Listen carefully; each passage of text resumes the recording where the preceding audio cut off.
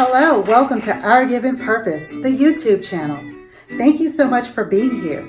If you haven't already, please hit the subscribe button and the bell so you'll be notified each time there's a new video. Thank you all for watching.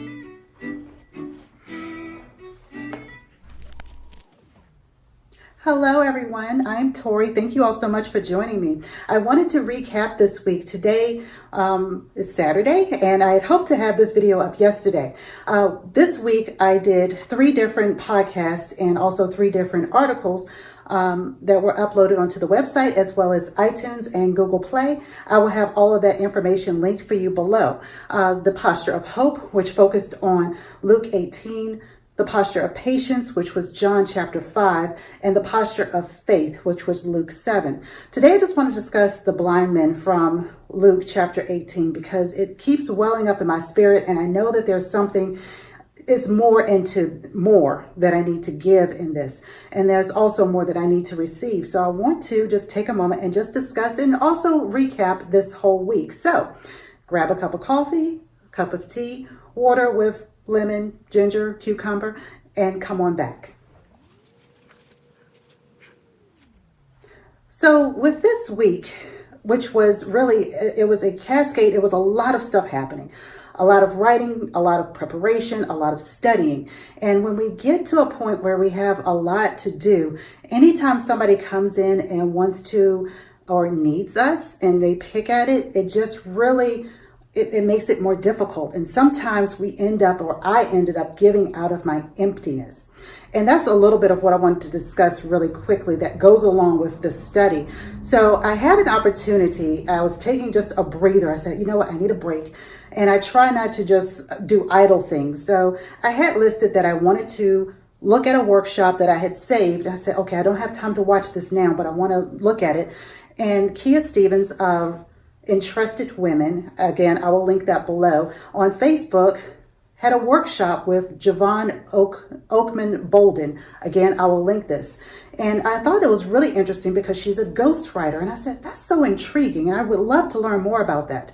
So I had saved it. I go back and I'm able to watch it. And I was blown away. Now, what Miss Bolden was actually offering and what she was saying was something I took it different. I had to apply it to myself because while I have no desire to be a ghostwriter, the things that she talked about and what she discussed as far as the mindset is something that I need to adopt, because what I realized and what the Spirit gave me was I'm a ghost giver, and I will give to people without not really wanting them to acknowledge that I did it. However, I was in these last couple of weeks, I've been giving from my emptiness. I don't know if you've ever done that before, but when you give from your emptiness, if you are a giver, if that is what your love language is, if you are somebody who just likes to see people happy and you like to see, people doing well and uplifting them, and that's what your strength, that's what you love doing. When you have to do it, or when you do it from a place of you are done, you have nothing, you are dried up, there is nothing at the bottom of that well. When you do it from that place, you want recognition for it then. And I had to wrestle with that because I gave from my emptiness and I craved recognition because I thought that would fill me up, and I had to take a step back. So I watched that at the perfect time because God's timing is always perfect. I watched it, and her suggestions or her mindset rules, and again, please, if you have a moment, please watch it and you will see how it just really resonates in your life, was about humility. Because with ghostwriting, you don't know. You may not see the person who was helping that author write whatever it was that they were, needing help with. Your name may not ever come up in the manuscript, in a blurb, on a byline, nowhere. It may not come up. So you have to be humble and you have to check your ego. And that's what I had to do. And when she said that, I was like, ooh, ouch. I said, okay, that's what it is. I need to check my ego, because the reason I gave was, yes, I'm a giver, but why do I now need recognition for something that I would not have ordinarily? So I encourage you to watch that. And that was just, it resonated with me. And thank you for that. If you see this, Miss Bolden. I have her name correct. So let's discuss the blind men. because in that is where I see myself sometimes when it comes to giving. So we have them sitting by the side of the road. That is their posture. That's what they were known to do. They were known to sit there and have their hands out waiting for their next meal, for money, for whatever. That was their posture. So we see this. What is your posture? What are you known to do? What is it that what are you the go-to for? And I think that's kind of my point. It's like, what am I the go-to for? People come to me for certain things on this side, but they won't come to me for on something else. And I realized that, okay, I'm not a go-to person for that. And that's great. Thank you. Wonderful. But what are you the go-to person for? And then that is your posture. That is where you sit. That is what people are expecting you to be. So when you step outside of that, when you need help, when you need something, it's like, it's wait. You don't need that. You're fine where you are. And in the actual article and the podcast, I discussed that people were used to seeing the blind men where they were, but they needed healing. So the difference was they needed something. They needed to be healed. They needed sight. He needed sight. So we find that when they learned that Christ was in the midst, they were wondering, like, what is all the uproar? What's going on? Who's coming through? And they told him, said, oh, it's Jesus. And they start crying out, Jesus, Son of David, have mercy on me. And the crowd, the people who were around them, told him to be quiet. He said, no, be quiet, hush. They rebuked him. And the men were like, oh, okay. Jesus, Son of David, have mercy on me. It's just like they came right back. They said, oh, you want us to be quiet? No, they cried louder. They got louder because they knew that this was their opportunity to get healed, to get help. They cried out. And what happened? Jesus stopped. And reading that in the scripture, and it said, Jesus stopped. And it made me stop.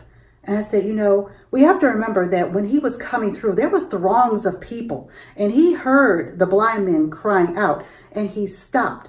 And the next thing he did after he stopped was he said, bring them to me. So he removed them from where they were sitting on the street to come to him. Now you would think that, okay, well, now that he's there, they're there with him, healing, done, finished. No, Jesus asked a question. He said, what do you want me to do for you? And I was like, wow, that's amazing. First of all, he's already picked you up and put you somewhere else so that you could just, kind of start over in a new space. Like that would have been good enough. Let me just start over with new people in a new space and continue on in that manner. No, he then asked them, what do you want me to do for you? When was the last time, and be honest, when was the last time someone asked you in your whirlwind, in your busyness, in your chaos of your life, when you're going here, when you're going there, and somebody says, what do you want me to do for you? What are you then able to say? And I believe that this is kind of where all of these scriptures, as far as the posture of hope, faith, and patience, all kind of meld together because it's our answer. What do we answer? What is our response? And the blind men were clear. They said, we want to regain our sight. And they were healed. They asked and they received because it was in God's will to heal them. And it's in God's will to heal us, but we have to ask and then receive it. A lot of times we'll ask, but we don't receive. We learned that with the paralytic at the pool in John 5, where Christ is there. And the question he asked, he says, well, do you want to get well? And the paralytic was like, well, every time I try to get down to the pool, somebody rushes ahead of me, or I have nobody to put me in there. So it was excuses. He was blaming. But God even understood that because he was being patient. He was waiting by that pool day after day for that healing because he expected his healing to come from that pool. And since he expected his healing to come from the pool, that's where he stayed. He said, I'll just be here until it happens. But he never looked up. He didn't notice that Jesus was standing right beside him and could heal him right then and there. But Jesus understood that and he healed him. But the man didn't know who he was. It wasn't until later that it was revealed. But moving quickly to the centurion who had the faith, who understood. He got it. He knew of the cosmic wonders of God. He understood authority, even though he didn't know how exactly it worked, but he understood. He said, I am a man, that commands others. So when I tell somebody go, they go. And if they need to come, they come. And I tell them to do this, they do it. So if you say the word, I know my servant will be healed. Wow, he understood creation. He was telling Jesus that he understood that he created everything by speaking a word. And sometimes that's where we need to come back to. We need to come back to God. We need to let him ask us the questions and then answer honestly. And when God asks us a question, because we're in a need, we have a need, we are giving, we are doing, but we have an immediate need, then what? What do we respond to him with?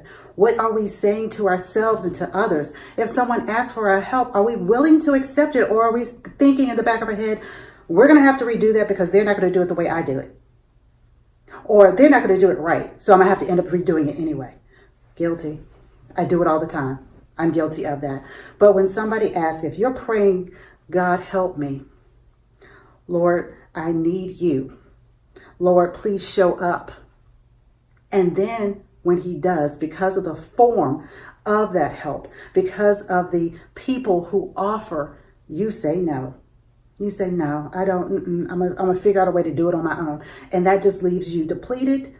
And then, of course, on empty, giving from your emptiness, and thus needing to feed your ego because you are craving attention because you need it. You need something. So, yeah. I'll have all the links below. I'm praying that this wrap up will help you to go back and look at the scriptures for themselves, read the blog, listen to the podcast, keep modifying as you need to, because we're doing a spiritual workout. So if you need to modify, you modify. You keep getting the inspiration from wherever you need it and to keep going. And God delivers and he shows you things through other people. And because we are his children, and sometimes the things you need to stop and listen to is exactly what he wanted you to listen to. Nothing is done by accident.